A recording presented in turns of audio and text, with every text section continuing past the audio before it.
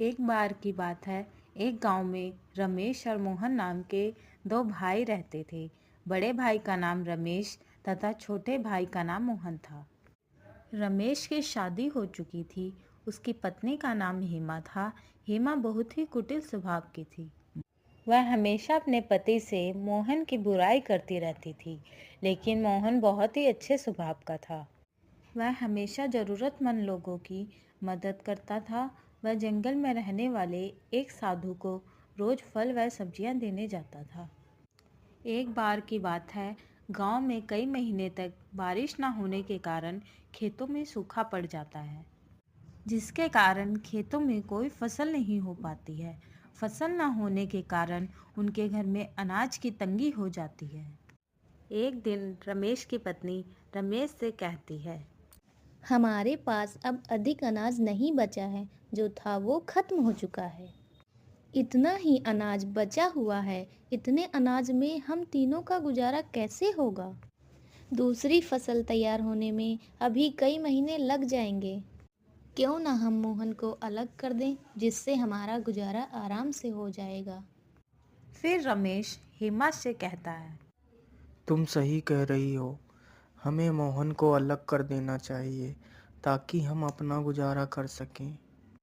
फिर वह मोहन को आवाज़ देता है। फिर उसकी पत्नी बताती है, मोहन घर पर नहीं है, वह कहीं बाहर गया है। लेकिन मोहन साधु के पास गया था। जब मोहन घर वापस लौटता है, तब घर पहुंचकर रमेश की पत्नी से कुछ खाने को मांगता है। तब उसकी पत्नी कहती है, आज कुछ खाने को नहीं है। जो अनाज था वो खत्म हो चुका है। अब मैं खाना कहाँ से लाऊं?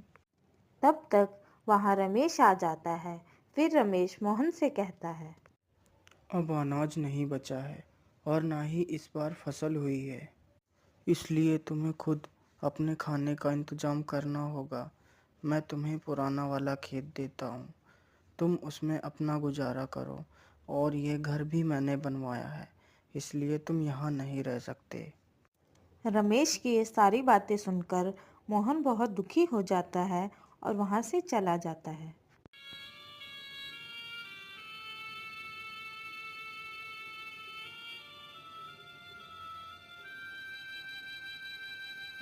और साधु के पास पहुंचता है। फिर उसे सारी बात बताता है। आज के बाद मैं आपके लिए कुछ नहीं ला पाऊँगा, क्योंकि मेरे पास खुद कुछ खाने को नहीं है और मुझे बहुत तेज़ भूख भी लगी है। मोहन की यह बात सुनकर साधु बोलता है, बेटा, तुम चिंता मत करो, मैं तुम्हारे लिए कुछ खाने को लाता हूँ।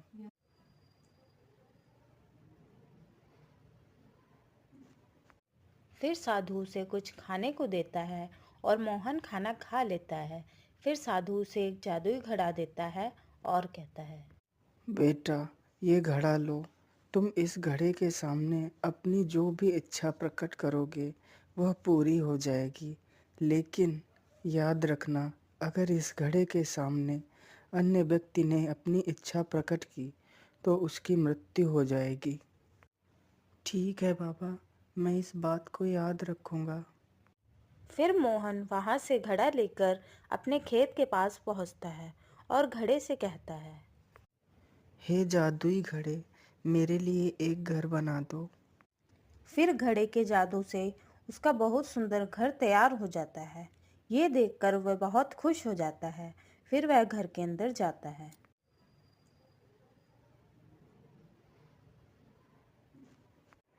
फिर रात को मोहन घड़े से कहता है, हे जादुई घड़े, मुझे बहुत तेज भूख लगी है, मुझे कुछ खाने को दे दो।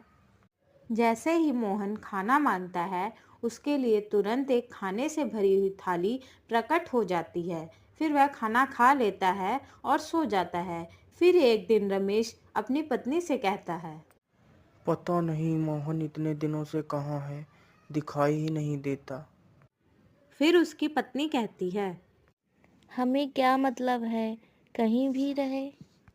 फिर एक दिन रमेश को गांव का एक व्यक्ति बताता है कि मोहन पुराने खेत में रहता है और उसने वहाँ एक बहुत अच्छा घर बनवा रखा है और वह बहुत अमीर हो गया है।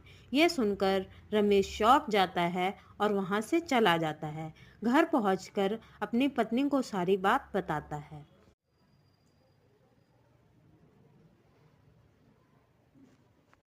फिर रमेश की पत्नी उसे कहती है, ये कैसे हो सकता है? इतनी जल्दी वो अमीर कैसे हो सकता है?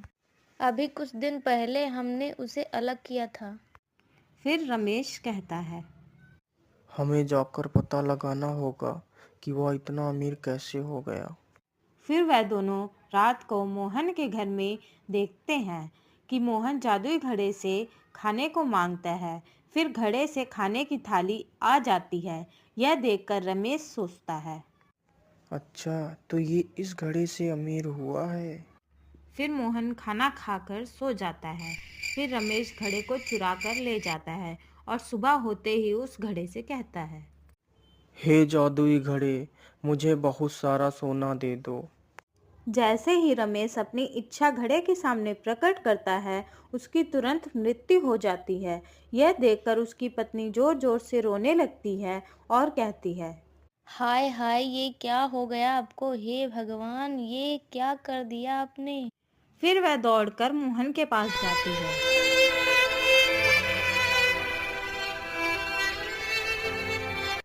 मोहन, ओ मोहन, सुनो। फिर मोहन देखता है कि रमेश की पत्नी उसे आवाज दे रही है। तब मोहन उसे पूछता है, क्या हुआ भाभी? मोहन, तुम्हारे भाई को पता नहीं क्या हो गया है। वह यहाँ से तुम्हारा जादुई घड़ा चुरा कर ले गए थे और जैसे ही उन्होंने जादुई घड़े से अपनी इच्छा प्रकट की, तभी अचानक से वह बेहोश हो गए और जमीन पर गिर गए। यह सुनते ही रमेश दौड़कर साधु के पास जाता है और साधु से सारी बात बताता है। फिर साधु उसे बताता है, जल्दी जाओ बेटा और उस घड़े को अपने हाथों से तोड़ दो। यह सुनकर मोहन दौड़कर वहां पहुंचता है और जल्दी से घड़े को उठाकर जमीन पर पटक देता है, जिससे घड़ा टूट जाता है। घड़े के टूटते ही रमेश जीवित हो जाता है और वह मोहन से कहता है, मोहन, मैंने तुम्हें घर से बेघर कर दिया, लेकिन फिर भी तुमने मेरी जान बचाई। मुझे माफ कर दो मेरे भाई। फिर वह तीनों हंसी खुशी साथ में रहने लगते हैं।